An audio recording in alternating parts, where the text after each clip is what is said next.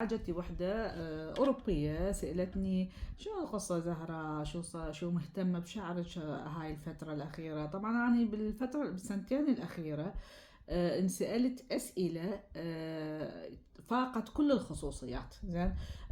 يعني يمكن أسئلة بالعراق ما أنسألها، بس انسألتها هنا بسوريا بالسنتين الأخيرة.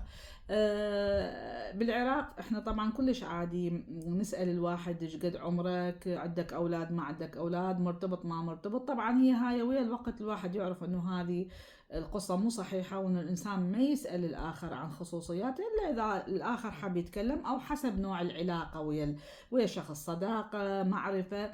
أنا ما عندي يعني صداقة وياها أصلا، هالشي مرحبا مرحبا. فقالت لي شنو القصة، أنت يعني مهتمة بشعرك؟ القصة هي القصة، الاهتمام بالنفس، هي هاي القصة. إن واحد يلبس، يهتم بنفسه، يلبس ملابس بسيطة أو يلبس ملابس مثل ما يحب، يسوي شعره مثل ما يحب.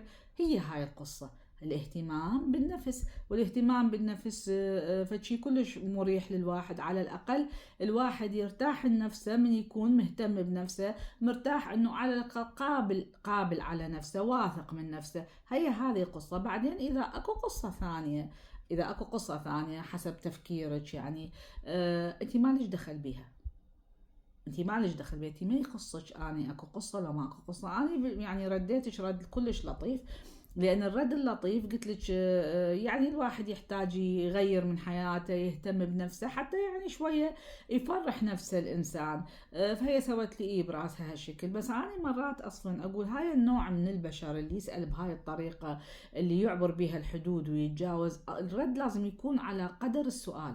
يعني هي قالت لي أشو مهتمة، ليش أشو مهتمة بنفسك، شنو القصة. أنا أقدر بكل بساطة أقول لها لا تتدخلين مما لا يعنيك.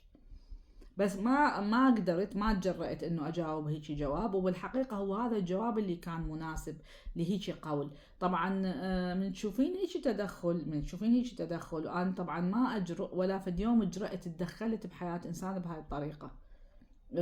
يعني بالفترة اللي عشتها هنا ما تدخلت بها. يمكن بالعراق يجوز، بالعراق لأنه احنا كنا ماكو نقول الحابل بالنابل داخل، يعني ما ندري، يعني ماكو اكو أسئلة ما تنسأل احنا نسألها. زين.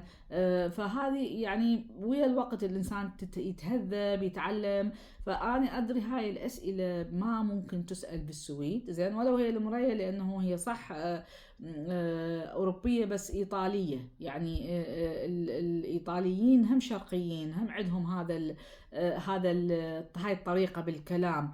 بس هي حتى لو هي هم عايشة هنا، وهم تعرف انه هذا اكو حدود واحد لازم ما يتجاوزها. بس لما الانسان ماكو يصير عنده وفضول يعني اعمى، ما فضول حتى يعرف. يعني انا هاي مثلا اتعجب لها، انا هسه ما عندي اي فضول انه اعرف عن حياة الناس، ما يعنيني أعرف عنك أو عنه وعن الآخرين أصلا يعني. بس هي يبدو أنه أكو ناس هالشكل، إذا شعرك ترتب أو إذا ترتبتي فلازم شنو القصة. القصة هي أنه هي هاي القصة، أنه واحد يترتب. والسلام.